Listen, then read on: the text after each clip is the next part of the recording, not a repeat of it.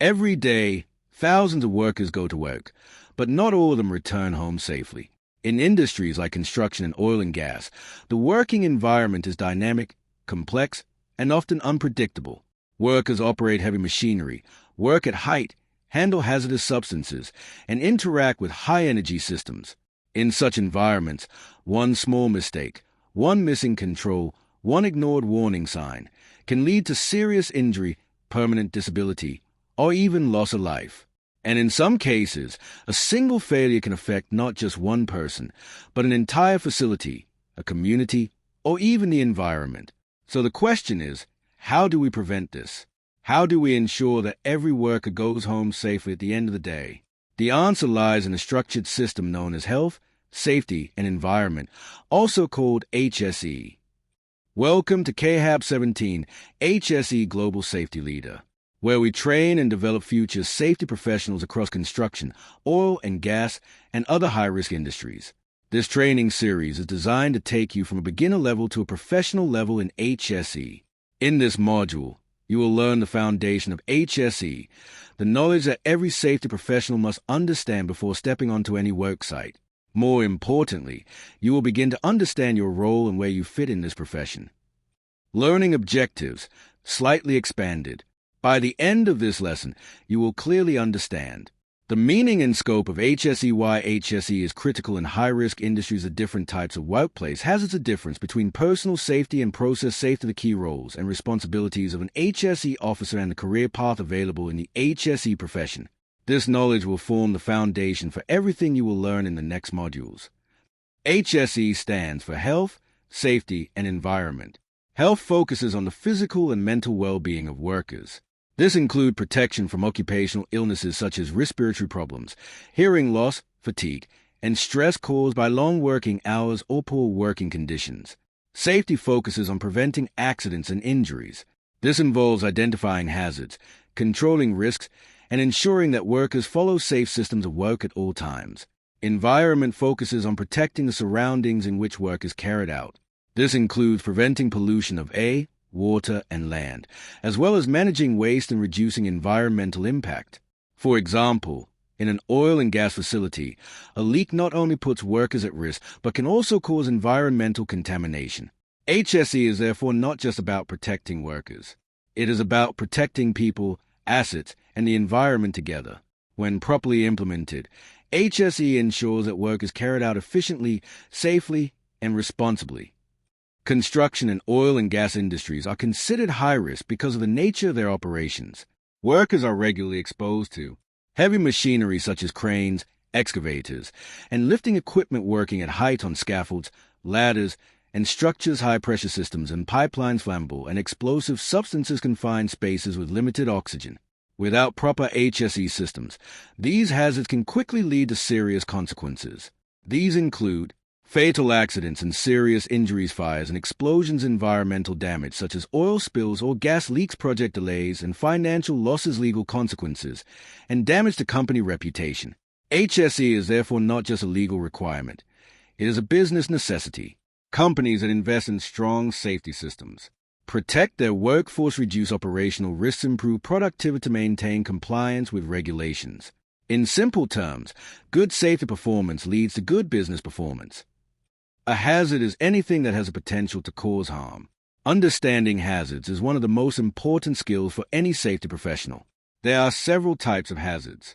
Physical hazards include noise, vibration, heat, cold, and radiation. For example, prolonged exposure to high noise levels can lead to hearing loss. Chemical hazards involve substances such as gases, vapors, dust, and toxic chemicals.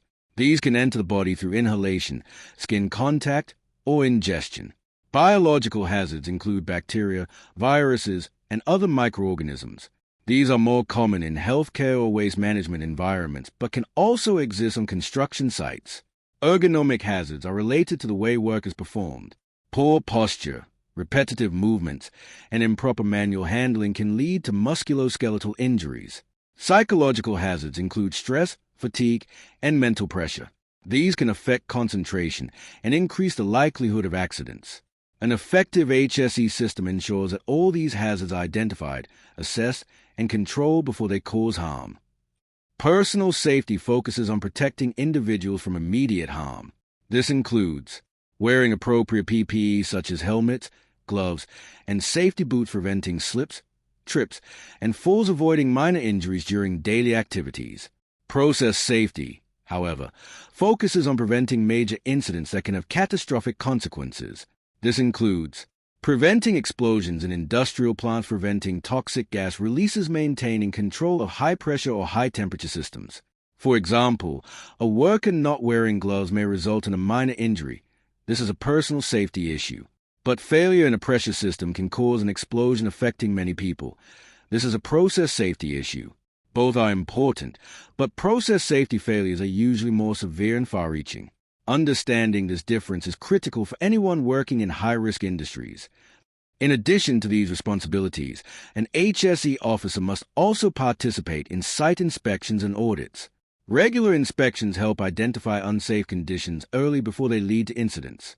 Audits ensure that safety systems are functioning as intended and comply with regulatory requirements. HSE officers are also involved in permit-to-work systems, especially for high-risk activities such as working at height, hot work confined space entry lifting operations. They verify that all necessary precautions are in place before work begins. Another important responsibility is emergency preparedness and response. HSE officers ensure that emergency procedures are in place, workers understand evacuation routes, firefighting equipment is available, and functional emergency drills are conducted regularly. This ensures that in the event of an incident, the response is quick and effective. They also contribute to continuous improvement by analyzing trends, identifying gaps, and recommending improvements to safety systems. A good HSE officer does not wait for accidents to happen. They anticipate risks and act before problems occur. Ultimately, the effectiveness of an HSE officer is measured not by how many rules they enforce, but by how many incidents they prevent. The HSE profession offers a structured and progressive career path. At the entry level, individuals typically start as Safety Assistants Junior HSE officers. At this stage, the focus is on learning basic safety practices, site operations, and hazard identification. With experience, training, and certification such as NEBOSH or IOSH, individuals can progress to HSE Officer Senior, HSE Officer, HSE Engineer. At this level, responsibilities increase to include risk assessments, incident investigations, and supervision of safety systems. At the professional and leadership level, roles include HSE Manager, Safety Consultant, HSE Director. These roles involve strategic planning, policy development, and leadership of safety programs across entire organizations. The HSE profession is globally recognized, meaning skilled professionals can work in different countries and industries. With dedication, continuous learning, and practical experience, HSE can provide long-term career growth, stability, and international opportunities. In this module, you have taken your first step into the world of HSE. You have learned the meaning and scope of HSE, why it is essential in high-risk industries of different types of workplace, hazards, a difference between personal and process safety, the roles and responsibilities of an HSE officer, and the career path available in this field. This foundation is critical because everything you will learn next will build on this knowledge. If you are serious about building a successful career in HSE, continue following this training series on KHAB 17, HSE Global Safety Leader. Because safety is not just a job, it is a responsibility, a mindset, and a commitment to protecting lives.